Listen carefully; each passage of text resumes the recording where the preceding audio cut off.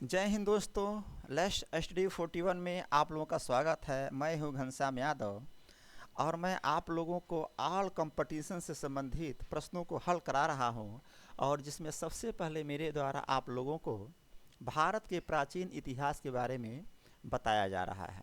और दोस्तों, भारत के प्राचीन इतिहास में सबसे पहले मेरे द्वारा आप लोगों को भारत के प्राचीन इतिहास के स्रोत के बारे में बताया जा रहा है, जिसके बारे में मैंने आपको बताया था। सबसे पहले मुझे धर्म ग्रंथ के बारे में पढ़ाना था, जो कि ये चैप्टर आप लोगों का समाप्त हो चुका है।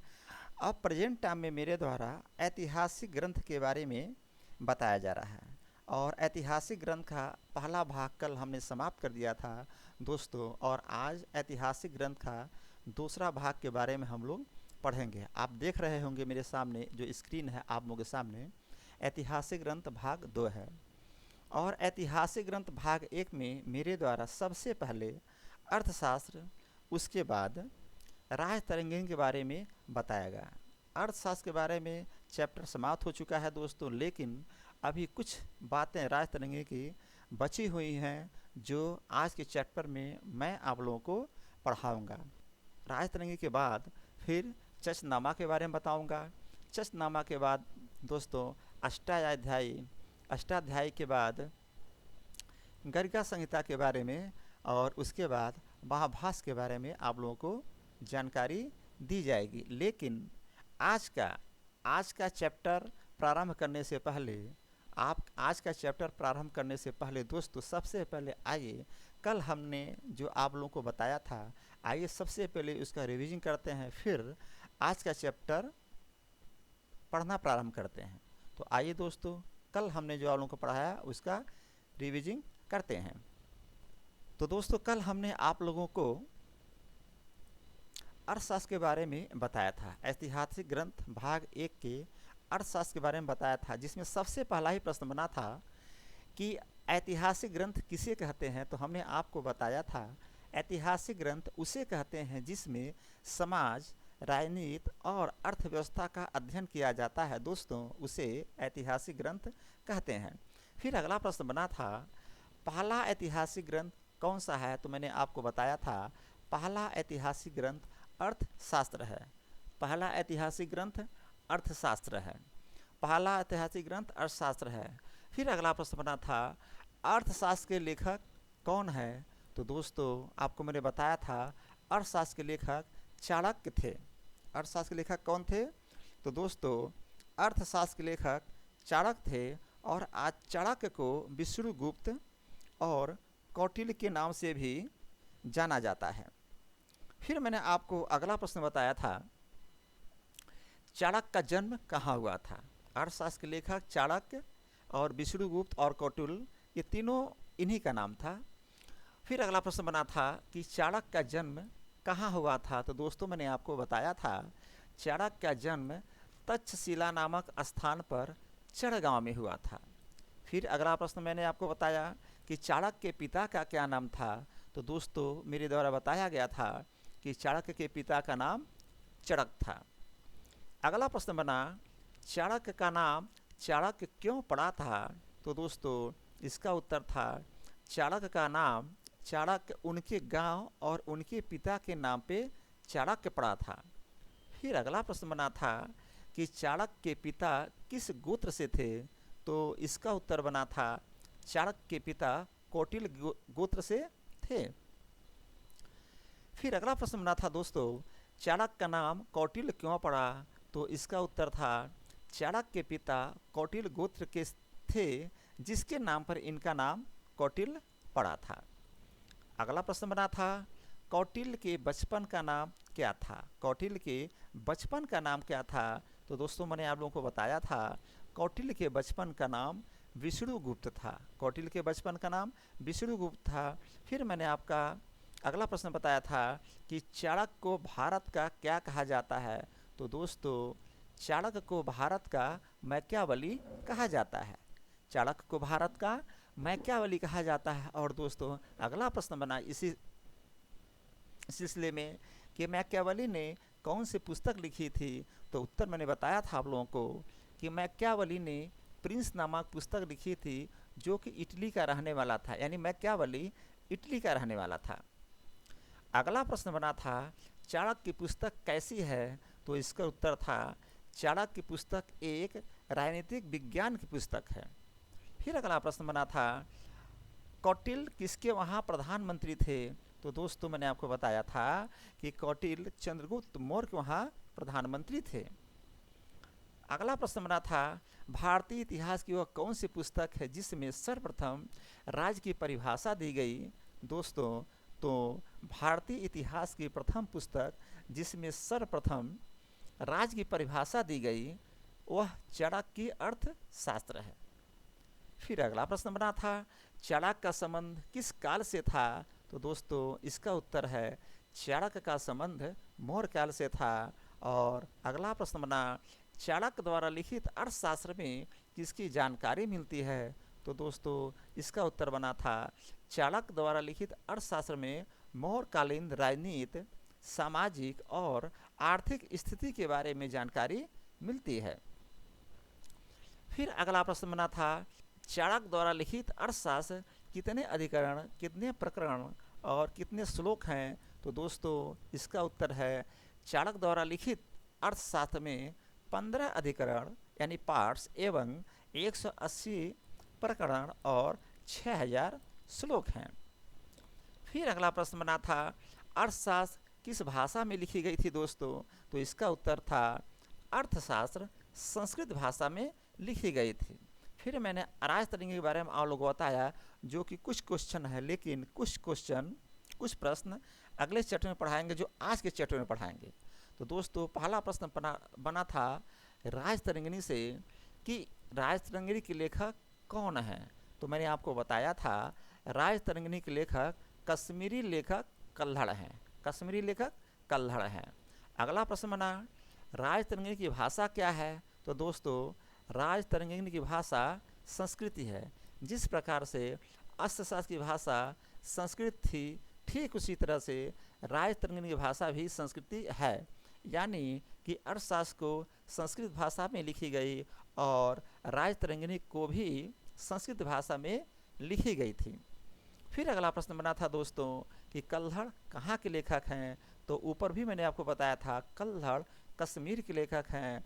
और दोस्तों लास्ट में जो प्रश्न बना था वो प्रश्न था राजतरंगिणी में किसका वर्णन किया गया है, तो दोस्तों इसका उत्तर था राजतरंगिणी में कश्मीर के इतिहास का वर्णन किया गया है। तो दोस्तों इस प्रकार कल हमने जो क्लास आप लोगों का लिया था ऐतिहासिक ग्रंथ भाग 1 का अर्थशास्त्र एवं राजतरंगिणी के बारे में, तो इनका रिवीजन हो गया। तो दोस्तों अब आइए हम लोग आज के क्लास पे चलते हैं और आज के क्लास को पढ़ते हैं। तो दोस्तों आज की क्लास है ऐतिहासिक ग्रंथ का भाग 2 जिसमें हम राजतरंगिणी के बारे में पढ़ेंगे, उसके बाद चचनामा, उसके बाद अष्टाध्यायी, उसके बाद गार्गी संहिता, फिर लास्ट में महाभारत के बारे में जानकारी लेंगे। तो चलिए दोस्तों आज के क्लास को प्रारंभ करते हैं। तो दोस्तों आज का सबसे पहला प्रश्न बना राजतरंगिणी के बारे में कि राजतरंगिणी को किस शैली में लिखा गया था, तो दोस्तों इसका उत्तर है राजतरंगिणी को महाभारत शैली में लिखा गया था। किस तरह शैली में लिखा गया, तो दोस्तों राजतरंगिणी को महाभारत शैली में लिखा गया था। तो प्रश्न बनेगा राजतरंगिणी को किस शैली में लिखा गया, तो दोस्तों आप उत्तर देंगे महाभारत शैली में लिखा गया था। अगला प्रश्न बना कि राजतरंगिणी में कितने तरंग है यानी कि अध्याय है। यहाँ पर तरंग का शब्द प्रयोग किया जा रहा है और पुस्तक में चूँकि तरंग की बात की गई है तो तरंग ही बोला जाएगा, लेकिन इसको अध्याय भी कहते हैं। तो राजतरंगिणी में कितने तरंग है या अध्याय है ऐसे कह सकते हैं। तो दोस्तों आप उत्तर देंगे राजतरंगिणी में 8 तरंग या अध्याय है। पहला प्रश्न इस चैप्टर का बना राजतरंगिणी को किस शैली में लिखा गया, तो दोस्तों आप उत्तर देंगे राजतरंगिणी को महाभारत शैली में लिखा गया और राजतरंगिणी में 8 तरंग या अध्याय हैं। फिर अगला प्रश्न बना कि राजतरंगिणी के पहले 3 अध्याय में क्या बताया गया। राजतरंगिणी के पहले 3 अध्याय में क्या बताया गया, ध्यान देंगे यहाँ पर 8 अध्याय की बात की गई है, यहाँ पर 8 अध्याय की बात की जा रही है। तो इसी में से पूछ रहा है कि राजतरंगिणी के जो ये 8 अध्याय हैं इसमें से सबसे पहले जो 3 अध्याय है उसमें क्या बताया गया, तो दोस्तों आप उत्तर देंगे कि राय तरंगिणी के पहले 3 अध्याय में कश्मीर के प्राचीन इतिहास के बारे में बताया गया है। यानी कि राय तरंगिणी में जो 8 तरंग है उसके सबसे पहले 3 अध्याय में कश्मीर के प्राचीन इतिहास के बारे में बताया जा रहा है। तो प्रश्न यहाँ बनेगा या बन रहा है कि राय तरंगिणी के पहले 3 अध्याय में किसकी चर्चा की गई है या क्या बताया गया है। तो दोस्तों आप उत्तर देंगे राय तरंगिणी के प्रथम 3 अध्याय में कश्मीर के प्राचीन इतिहास के बारे में बताया गया है। फिर अगला प्रश्न बना कि राय तरंगिणी के अगले 5 अध्याय में क्या बताया गया। तो दोस्तों ध्यान देंगे राय तरंगिणी में कितना अध्याय है, 8 अध्याय है, या ये कह सकते हैं कि 8 तरंग है, यानी कि राय तरंगिणी में 8 तरंग कह सकते हैं या अध्याय कह सकते हैं, या 8 तरंग है यह अध्याय है। तो हमने आपको बताया कि राय तरंगिणी के प्रथम 3 अध्याय में कश्मीर के प्राचीन इतिहास के बारे में बताया गया है। उसके बाद बचा 5 अध्याय यानी 5 तरंग। तो यहाँ प्रश्न बन रहा है कि राय तरंगिणी के 5 अध्याय में क्या बताया गया है। तो दोस्तों इसका आप उत्तर देंगे राय तरंगिणी के अगले 5 अध्याय में कश्मीर के 3 राजवंशों के बारे में बताया गया है। राज तरंगिणी के अगले 5 अध्याय हैं जो बचे हुए हैं, उसमें राजवंशों के यानी कश्मीर के 3 राजवंशों के बारे में बताया गया है। पहला कारकोट वंश, दूसरा उत्पल वंश, तीसरा लोहार वंश। यानी कि राय तरंगिणी के जो 5 अध्याय हैं लास्ट के, उसमें कश्मीर के 3 राजवंशों की चर्चा की जा रही है, जिसमें कारकोट वंश है, उत्पल वंश है और लोहार वंश है। अगला प्रश्न बना राय तरंगिणी में किसका वर्णन किया गया है। राय तरंगिणी में किसका वर्णन किया गया है। तो दोस्तों उत्तर देंगे राय तरंगिणी में कश्मीर के इतिहास का वर्णन किया गया है। राय तरंगिणी में कश्मीर के इतिहास का वर्णन किया गया है। तो दोस्तों यहीं पर राय तरंगिणी का जो चैप्टर है समाप्त होता है। फिर हम अगला चैप्टर पढ़ेंगे जिसका नाम है चचनामा। चचनामा, ध्यान देंगे यहाँ पर चचनामा का एक पुस्तक है जिसका मैंने पिक यहाँ पर लगाया है और यहाँ पर लिखा हुआ है सिंधु पर अरबों के हमले का ये वृत्तांत इस पर लिखा हुआ है। सिंधु पर अरबों के हमले का वृत्तांत, यानी इस पुस्तक से ही पता चल रहा है कि सिंध पर जब अरबों ने हमला किया था उसके बारे में चचनामा पुस्तक में लिखी गई है। इस पुस्तक पर जो लिखा गया है इसके आधार पर। तो चलिए दोस्तों पढ़ते हैं चचनामा के बारे में। 2-4 बस क्वेश्चन है, इसमें अधिक क्वेश्चन नहीं बनते हैं। तो आइए देखते हैं चचनामा में कौन कौन से प्रश्न और उत्तर दिए गए हैं। तो चचनामा में दोस्तों पहला प्रश्न बना चचनामा के लेखक कौन है। चचनामा में पहला प्रश्न बना चचनामा के लेखक कौन है। तो दोस्तों इसका उत्तर है चचनामा के लेखक अली अहमद हैं। चचनामा के लेखक कौन। तो दोस्तों चचनामा के लेखक अली अहमद हैं। और दूसरा प्रश्न बना चचनामा में क्या बताया गया है। चचनामा में क्या बताया गया है। तो दोस्तों इसका उत्तर देंगे चचनामा में अरबों के सिंध विजय के बारे में बताया गया है। चचनामा में अरबों के सिंध विजय के बारे में बताया गया है। पहले ही मैंने आपको बताया, देखिए इस पुस्तक में लिखा हुआ है सिंध पर अरबों के हमले का वृत्तांत, यानी सिंध पर अरबों के द्वारा जो हमला किया गया है उसके बारे में चचनामा में चर्चा किया गया है, वर्णन किया गया है। और यहाँ पर प्रश्न बन रहा है कि चचनामा में क्या बताया गया है। तो दोस्तों उत्तर देंगे चचनामा में अरबों के सिंध विजय के बारे में बताया गया है।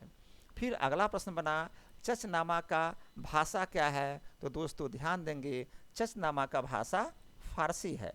चचनामा का भाषा क्या है। उत्तर देंगे चचनामा का भाषा फारसी है। यानी कि चचनामा के लेखक अली अहमद हो गए और चचनामा में अरबों के सिंध विजय के बारे में बताया गया दोस्तों, और चचनामा का भाषा फारसी है।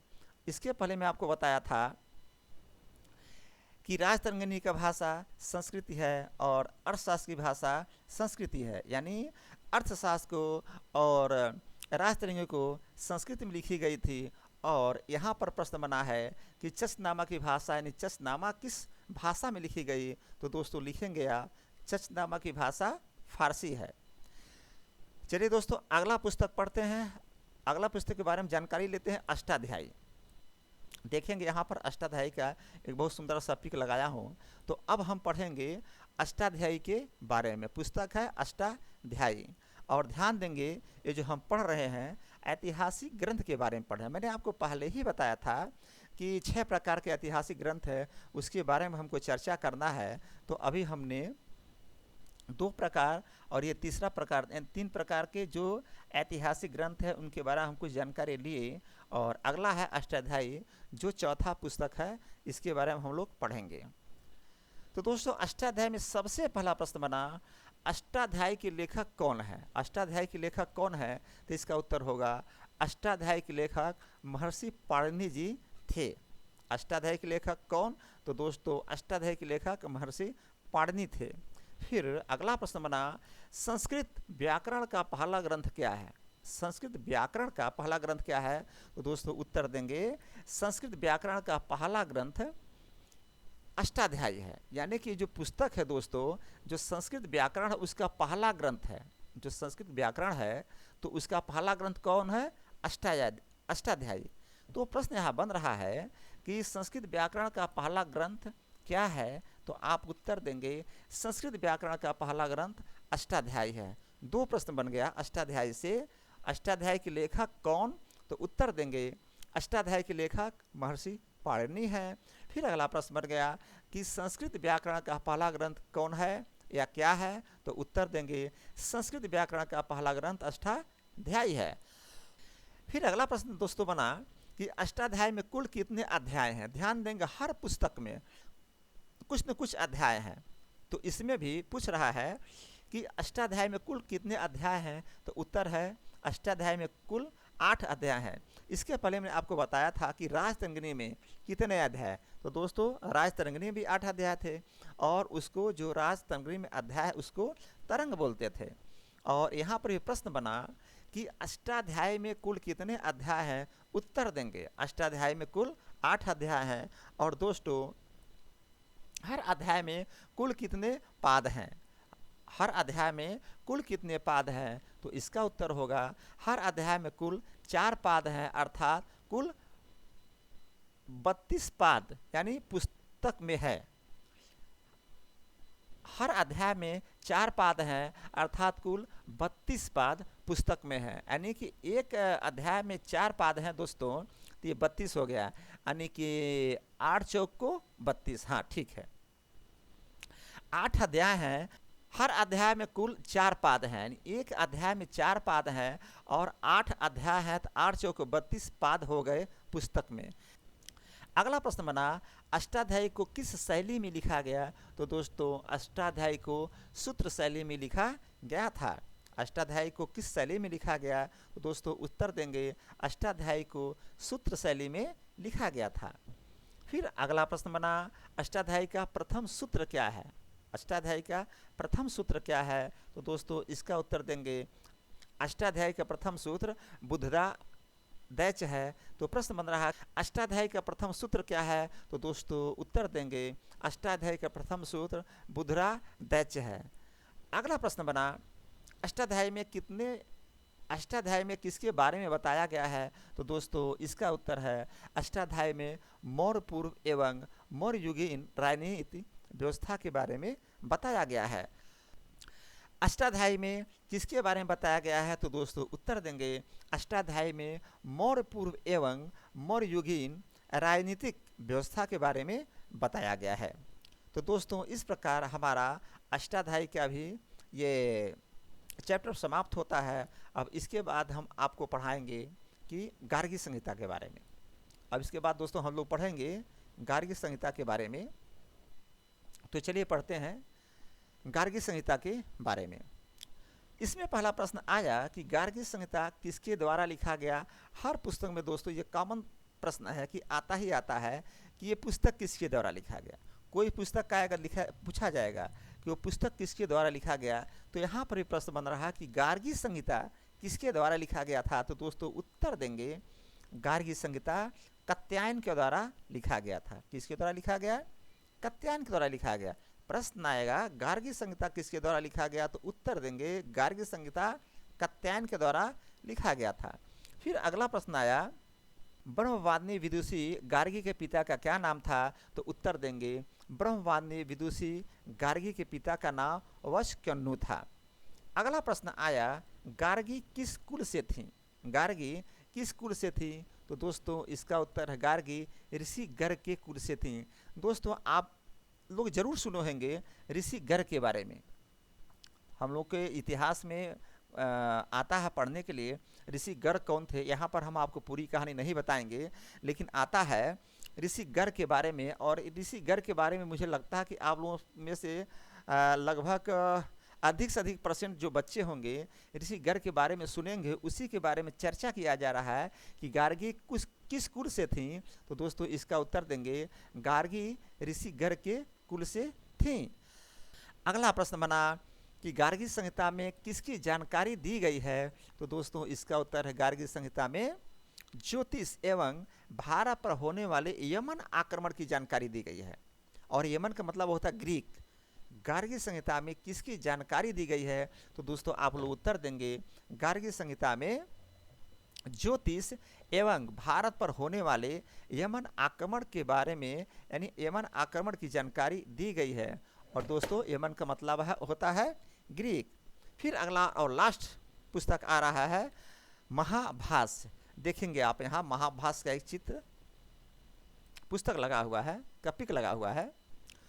तो दोस्तों अगला पुस्तक है महाभाष्य, और देखें 2-4 प्रश्न इसमें है, उसके बाद समाप्त होगा चैप्टर।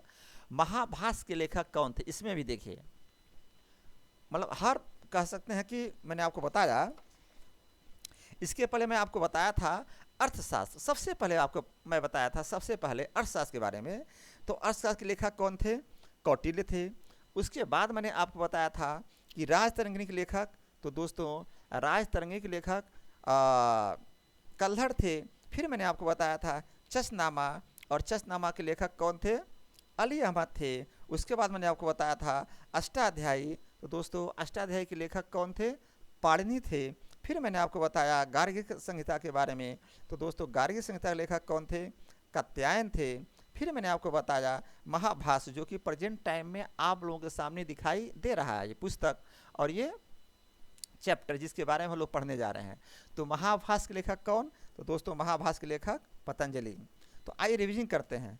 अर्थशास्त्र के लेखक कौटिल्य, राजतरंगिणी के लेखक कल्हड़, चशनामा के लेखक अली अहमद, और अष्टाध्यायी के लेखक पाणिनि, और अष्टाध्यायी के बाद था गार्गी संहिता, तो दोस्तों गार्गी संहिता के लेखक कात्यायन, और इसके बाद आया महाभाष्य के लेखक, तो महाभाष्य के लेखक कौन? पतंजलि। तो दोस्तों यहाँ पर प्रश्न बन रहा है कि महाभाष्य के लेखक कौन है? तो इसका उत्तर होगा महाभाष्य के लेखक पुष्यमित्र शुंग के पुरोहित पतंजलि के द्वारा लिखा गया था। तो ध्यान देंगे यहाँ पर एक प्रश्न उत्तर और निकल के आ रहा है। पुष्यमित्र शुंग के पुरोहित पतंजलि, यानी पुष्यमित्र शुंग के पुरोहित पतंजलि थे। पतंजलि किसके पुरोहित थे? तो उत्तर हो रहा है यहाँ पर पुष्यमित्र शुंग के पुरोहित थे कौन? पतंजलि। पतंजलि किसके पुरोहित थे? तो दोस्तों उत्तर देंगे पुष्यमित्र शुंग के पुरोहित पतंजलि थे। और प्रश्न बनकर आ रहा है कि महाभाष्य के लेखक कौन है? तो दोस्तों उत्तर लेंगे महाभाष्य के लेखक पुष्यमित्र शुंग के पुरोहित पतंजलि के द्वारा लिखा गया था, यानी महाभाष्य के लेखक पुष्यमित्र शुंग के पुरोहित पतंजलि जी थे। अगला प्रश्न आया कि महाभाष्य में किसके बारे में जानकारी दी गई है? तो दोस्तों इसका उत्तर है महाभाष्य में शुंगों के बारे में जानकारी दी गई है, यानी जो शुंग राजा थे उनके बारे में जानकारी दी गई है। और दोस्तों मैं आपको बताऊं कि जो ऐतिहासिक ग्रंथ के बारे में आप लोगों को पढ़ा रहा हूँ, बता रहा हूँ, ये आगे चल करके एक एक, चाहे वो अर्थशास्त्र हो, राजतरंगिणी हो, चचनामा हो, अष्टाध्यायी हो, महाभाष्य हो, गार्गी संहिता हो, और इनके लेखक में कौटिल्य, कल्हड़, अली अहमद, पाणिनि, कात्यायन, पतंजलि, जो भी लोग हैं, आगे चल के जब हम इतिहास के बारे में आपको पढ़ाएंगे तो उसमें इन लोगों का नाम आएगा और इन लोगों का बहुत बड़ा महत्व है। जैसे यहाँ पर लिखा जा रहा प्रश्न, महाभाष्य में किसके बारे में जानकारी दी गई है? तो मैंने आपको बताया महाभाष्य में शुंगों के बारे में जानकारी। शुंग कौन है? ये शुंग आगे चल के बताएंगे इतिहास में कि शुंग ये शासक हुआ करते हैं, शुंग का शासक आएगा। तो क्या हुआ, शुंगों के बारे में जानकारी दी जा रही किसके किसमें, महाभास में। तो इस प्रकार प्रश्न बना पहला महाभास का कि महाभास के लेखक कौन, उत्तर देंगे महाभास के लेखक पुष्यमित्र शुंग के पुरोहित पतंजलि थे। और अगला प्रश्न बना महाभास में किसके बारे में जानकारी दी गई है, तो दोस्तों इसका उत्तर देंगे महाभास में शुंगों के बारे में जानकारी दी गई है। तो महाभास से अधिक प्रश्न नहीं आते हैं, 2 प्रश्न जरूर याद रखिएगा जो मैंने अभी आपको बताया। तो आइए दोस्तों आज के चैप्टर ऐतिहासिक ग्रंथ भाग 2 को रिवीजन करते हैं, ताकि जो भी आपको थोड़ी सी कह सकते हैं ना कि कन्फ्यूजन होगा या परेशानी है वो दूर हो जाएगी। तो दोस्तों चलिए आज ऐतिहासिक ग्रंथ भाग को दोबारा रिवीजन करते हैं। राजतरंगिणी के अगले 5 अध्याय में कश्मीर के 3 राजवंशों के बारे में चर्चा किया गया था, जो कि पहला है कारकोट वंश, दूसरा उत्पल वंश और तीसरा लोहार वंश है। फिर अगला प्रश्न बना था राजतरंगिणी में कि राजतरंगिणी में किसका वर्णन किया गया है, तो दोस्तों राजतरंगिणी में कश्मीर के इतिहास का वर्णन किया गया है। फिर अगला पुस्तक था चचनामा, राजतरंगिणी हो गया, उसके पहले आपका अर्थशास्त्र हो गया, फिर अब चचनामा के बारे में हम लोग चर्चा करेंगे। तो दोस्तों इसका पहले प्रश्न बना था चचनामा के लेखक कौन है, तो हमने आपको बताया था चचनामा के लेखक अली अहमद थे। अगला प्रश्न बना था चचनामा में क्या बताया गया, तो दोस्तों चचनामा में अरबों के सिंध विजय के बारे में बताया गया था। और चचनामा का भाषा क्या है या किस भाषा में लिखा गया था, तो दोस्तों उत्तर देंगे चचनामा का भाषा फारसी है। अगला पुस्तक आया अष्टाध्यायी, तो दोस्तों इसमें सबसे पहले प्रश्न बना था अष्टाध्यायी के लेखक कौन है, तो हमने आपको बताया था अष्टाध्यायी के लेखक महर्षि पाणिनि जी थे। और अगला प्रश्न आया था संस्कृत व्याकरण का पहला ग्रंथ क्या है, तो दोस्तों इसका उत्तर बना था संस्कृत व्याकरण का पहला ग्रंथ अष्टाध्यायी है। अगला प्रश्न आया था कि अष्टाध्यायी में कुल कितने अध्याय हैं, तो दोस्तों उत्तर देंगे अष्टाध्याय में कुल 8 अध्याय हैं। फिर अगला प्रश्न बना था हर अध्याय में कुल कितने पाद हैं, हर अध्याय में कुल कितने पाद हैं, तो दोस्तों हर अध्याय में कुल 4 पाद हैं। और दोस्तों अध्याय कितने हैं, 8 हैं। इस प्रकार से 32 पाद हो गए। अगला प्रश्न बना अष्टाध्यायी को किस शैली में लिखा गया, तो दोस्तों अष्टाध्यायी को सूत्र शैली में लिखा गया था। फिर अगला प्रश्न बना था अष्टाध्यायी का प्रथम सूत्र क्या है, तो दोस्तों मैंने आपको बताया था अष्टाध्यायी का प्रथम सूत्र बुद्धिरा दैत्य है। अगला प्रश्न बना था अष्टाध्यायी में किसके बारे में बताया गया, तो दोस्तों अष्टाध्यायी में मौर्य पूर्व एवं मौर्ययुगीन राजनीति व्यवस्था के बारे में बताया गया था। फिर अगला प्रश्न आया गार्गी संहिता, तो दोस्तों गार्गी संहिता का पहला प्रश्न बना था गार्गी संहिता किसके द्वारा लिखा गया, तो दोस्तों इसका उत्तर है गार्गी संहिता कात्यायन के द्वारा लिखा गया था। और इसका अगला प्रश्न बना था ब्रह्मवादिनी विदुषी गार्गी के पिता का क्या नाम था, तो दोस्तों ब्रह्मवादिनी विदुषी गार्गी के पिता का नाम वस्कन्यु था। अगला प्रश्न बना गार्गी किस कुल से थे, तो दोस्तों गार्गी ऋषि गर्ग के कुल से थी। प्रश्न बना गार्गी किस कुल से थी, तो इसका उत्तर था दोस्तों गार्गी ऋषि गर्ग के कुल से थी। अगला प्रश्न बना गार्गी संहिता में किसकी जानकारी दी गई है, तो दोस्तों इसका उत्तर है गार्गी संहिता में ज्योतिष एवं भारत पर होने वाले यमन आक्रमण की जानकारी मिलती है। और यमन का मतलब होता है ग्रीक, यमन को ग्रीक भी कहा जाता है। अगला पुस्तक आया महाभास, और महाभास में दोस्तों केवल 2 प्रश्न है जिसको याद कर लेंगे आप लोग, भूलेंगे नहीं, जो बहुत ही इम्पॉर्टेंट प्रश्न है, इसमें बहुत अधिक प्रश्न नहीं बनेंगे। महाभास के लेखक कौन है, तो दोस्तों महाभास के लेखक पुष्यमित्र सिंह के पुरोहित पतंजलि के द्वारा लिखा गया था। यानी कि पतंजलि किसके पुरोहित, यानी पुष्यमित्र सिंह के पुरोहित पतंजलि थे। पतंजलि पुष्यमित्र सिंह के पुरोहित थे। तो यहाँ पर उत्तर बन रहा है कि महाभास के लेखक पुष्यमित्र सिंह के पुरोहित पतंजलि के द्वारा लिखा गया था। दोस्तों मात्रा का मिस्टेक है, इसको आप सही कर लेंगे। और अंतिम प्रश्न बना था महाभास में किसके बारे में जानकारी दी गई थी, तो दोस्तों महाभारत में शुंगों के बारे में जानकारी दी गई थी। तो दोस्तों आज के चैप्टर में हमने आपको बताया राजतरंगिणी को महाभारत शैली में लिखा गया था। राजतरंगिणी में 8 तरंग या 8 अध्याय हैं। अगला मैं उत्तर बताया था कि राजतरंगिणी के प्रथम 3 अध्याय में कश्मीर के प्राचीन इतिहास के बारे में बताया गया था और राजतरंगिणी के अगले 5 अध्याय में कश्मीर के 3 राजवंशों के बारे में बताया गया था। पहला कारकोट वंश, दूसरा उत्पल वंश और तीसरा लोहार वंश। फिर मैंने बताया था कि राजतरंगिणी में कश्मीर के इतिहास का वर्णन किया गया है। फिर मैंने आपको बताया चचनामा के बारे में कि चचनामा के लेखक अली अहमद हैं और दोस्तों चचनामा में अरबों के सिंध विजय के बारे में बताया गया है, या ऐसे कह सकते हैं चचनामा में अरबों के सिंध विजय के बारे में चर्चा किया गया है। और दोस्तों चचनामा का भाषा फारसी थी, या लिख सकते हैं कि चचनामा फारसी भाषा में लिखी गई थी।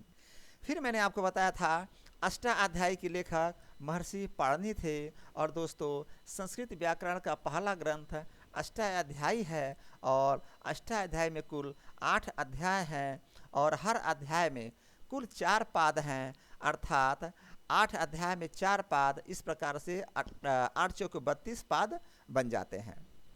फिर मैंने आपको बताया था अष्टाध्यायी को सूत्र शैली में लिखा गया था और दोस्तों अष्टाध्यायी का प्रथम सूत्र बुद्धिरादैच था।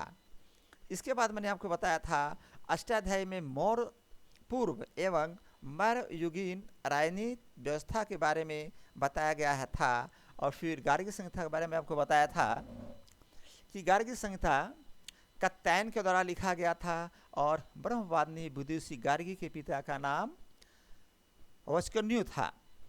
अगला प्रश्न था गार्गी किस कुल से थी, तो दोस्तों गार्गी ऋषि गर्ग के कुल से थी और गार्गी संहिता में ज्योतिष एवं भारत पर होने वाले यमन आक्रमण की जानकारी मिलती है। और लास्ट में मैंने दोस्तों जो महाभाष्य पुस्तक है, सबसे लास्ट का पुस्तक, इसके बारे में मैंने आपको 2 क्वेश्चन बताया था कि महाभाष्य के लेखक पुष्यमित्र सिंह के पुरोहित पतंजलि के द्वारा लिखा गया था और दोस्त महाभाष्य में शुंगों के बारे में जानकारी दी गई है।